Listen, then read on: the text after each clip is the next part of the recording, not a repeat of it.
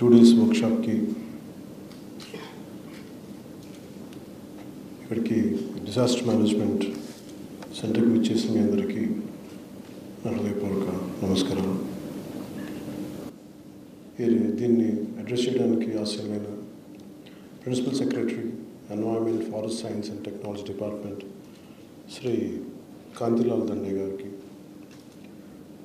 Advisor forest department Shri Mallikarjunarao గారికి, PCCF Shri Chalapathirao గారికి, additional PCCF Shri Rahul Pandey గారికి, అడిషనల్ PCCF శ్రీమతి శాంతప్రియ పాండే గారికి, కృష్ణా జిల్లా కలెక్టర్ శ్రీ DK బాలాజీ గారికి, SP కృష్ణా శ్రీ విద్యాసాగర్ గారికి, ఇక్కడికి విచ్చేసిన సీనియర్ అఫీషియల్స్ అందరికీ, కన్జర్వేటర్ ఫారెస్ట్కి, డిస్ట్రిక్ట్ ఫారెస్ట్ అఫీషియల్స్కి మీ అందరికీ హృదయపూర్వక నమస్కారాలు తెలియజేసుకుంటూ స్వాగతం తెలుపుతున్నాను రాష్ట్ర ప్రభుత్వం తరపు నుంచి.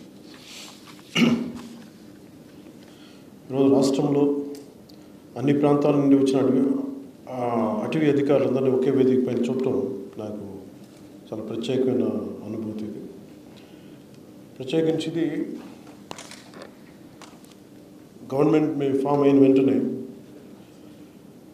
నేను చాలా ఇష్టపడి ఆప్ట్ చేసిన డిపార్ట్మెంట్ ఇది. ఒకటి పర్యావరణ పరిరక్షణ, అటవీ సంరక్షణ. దీన్ని చాలా ఇష్టంతో తీసుకున్నాను, ఎంపిక చేసుకున్నాను. ముందుగా ఒక 10 to 11 పాయింట్ ఎజెండాలో సిద్ధం చేసుకున్నాము మీకు తెలియజేయడానికి. దాంట్లో ముందుగా ఒక వ్యవస్థ నడవాలన్నా, ఒక సంస్థ ముందుకెళ్ళాలన్నా దాంట్లో ఉండే నడిపే వ్యక్తులు సమూహం వారు చాలా చాలా ముఖ్యం, హ్యూమన్ రిసోర్సెస్. అందుకని నాకు ముఖ్యంగా రివ్యూ మీటింగ్స్ కొంత వచ్చినప్పుడు నాకు ఒకటే తెలిసింది, ముందు భద్రత సిబ్బంది కొరత ఉంది. ఫస్ట్ నాకు అనిపించింది సిబ్బంది కొరత ఉంది. సో ఇక్కడున్న అటవీ శాఖ అధికారులు DFOలు అందరికీ కూడా మీకు వర్క్ లోడ్ చాలా ఎక్కువ ఉంటుంది మీకు. సో ఇవి మీకు వారసత్వంగా వచ్చిన issues, it could be financial issues కావచ్చు రాష్ట్రానికి.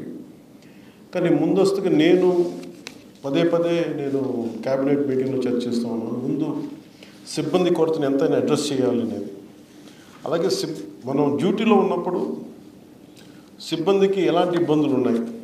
ఉదాహరణకి ఇందాక చెప్పినట్టు అధికారులు చెప్పినట్టుగా మన శ్రీశైలంలో ఈ వారిని దాడి కానీ, ముందుగా అధికారులకు కానీ సిబ్బందికి కానీ చేసే విధి నిర్వహణలో భయం లేకుండా నిర్వర్తించగలిగితే, మేము విధి నిర్వహణలో మమ్మల్ని ఏదన్నా ఆటంకాలు ఎదురొచ్చినా కానీ మేము నిలబడాలి అంటే ఖచ్చితంగా అది మనందరం ఒక సమిష్టి కృషి చేయాలి. దానికి ఒక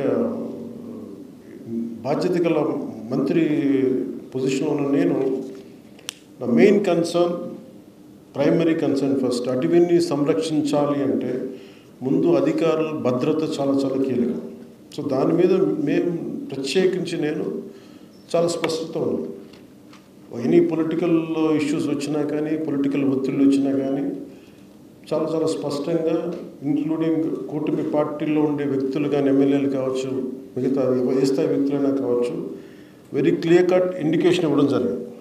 ఎట్టి పరిస్థితుల్లో కూడా మీరు లైన్ దాటకుండా డ్యూటీ చేసే అధికారులని మీరు ఎట్లా ఇబ్బంది పెడితే మటుకు కాన్సిక్వెన్సెస్ చాలా 100% అప్లై అవుతాయి. దయచేసి ప్లీజ్ అనేది దాంట్లో భాగం మీరు చేసుకుంటూ వచ్చాం.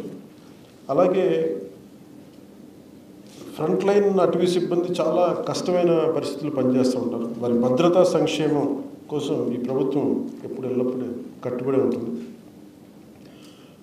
మొన్న మధ్యన అమరవీరుల దినోత్సవం గుంటూరుకి వెళ్ళినప్పుడు నాకు తెలియజేశారు, అటవీ సిబ్బంది సంక్షేమ నిధిని అవసరం ఉంది, ఏర్పాటు చేయాలంటే దానికి 5 కోట్ల నిధిని గౌరవ ముఖ్యమంత్రి నారా చంద్రబాబు నాయుడు గారి నాయకత్వం ఈ అటవీ సిబ్బందికి 5 కోట్ల రూపాయలు నిధిని ఏర్పాటు చేశారు. సో మిగతా మెయిన్ పాయింట్స్కి వెళ్ళబోయే ముందు just I would like to conclude this point. మీ భద్రత అలాగే సిబ్బంది కొరత ఇవి మా దృష్టిలో ఉన్నాయి. చాలాసార్లు రాహుల్ పాండే గారు కానీ ఇంతకు ముందున PCCF గారు కూడా చెప్పారు, ఇది దృష్టిలో ఉంది. నేను ఛార్జ్ తీసుకున్నంత లోపే దీన్ని I try to address it as best as I can. I give you that.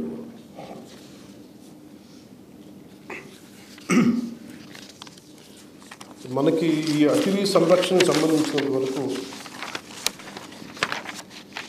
We are part of the entirety of the entire globe. ముఖ్యంగా మన ఆంధ్రప్రదేశ్ రాష్ట్రానికి వస్తే 22% మంది ఫారెస్ట్ కవరేజ్. తర్వాత మిగతా డీనోటిఫైడ్ ఫారెస్ట్ కూడా తీసుకుంటే దాదాపు అరౌండ్ 31% ఉంటుంది. ప్రత్యేకించి ఈ మధ్యన ఢిల్లీ నుంచి కొంతమంది అటవీ శాఖ ఉన్నతాధికారులు వచ్చి మాట్లాడుతున్నప్పుడు ఒక అస్టానిషింగ్ న్యూస్ ఏం చెప్పారంటే, ఇంక్లూడింగ్ 22% నోటిఫైడ్ ఫారెస్ట్లో కూడా అసలు ఎంత అడవి ఉంది అనేది చూస్తే చాలా డెవలప్ చేయాల్సి ఉంది. కొన్ని చోట్ల అడవి లేదు. అది అంటే 22% అని చెప్తున్నా కానీ యాక్చువల్ 22% నోటిఫైడ్ ఫారెస్ట్. బట్ దాని వెనక ఎంత అటవీ మన పచ్చదనం ఉందనేది కూడా కొంత క్వశ్చనబుల్ అని చెప్పి మీకు ఇంకోసారి ప్రత్యేకంగా తెలియజేస్తానని చెప్పి ఐ థింక్ మీరు దాన్ని కూడా ఒకసారి దృష్టిలో పెట్టుకోవాలి. దాన్ని నెక్స్ట్ టైం ఉన్నతాధికారులతో కూర్చున్నప్పుడు దాని రివ్యూ మీటింగ్లో దాన్ని అడ్రస్ చేస్తాం. అలాగే మెయిన్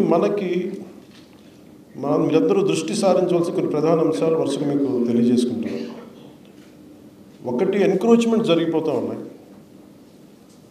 ఏది ఫారెస్ట్ భూమి, ఏది రెవెన్యూ భూమి. మధ్యన శ్రీశైలం టెంపుల్ది కూడా గొడవలు between revenue department and forest department ఇవన్నీ నడుస్తూ ఉన్నాయి. దాంతో కొన్నిసార్లు చేసాం. So you will have a great challenges as you keep addressing it. Sometimes it could be in the name of development, it could be due to developmental issues.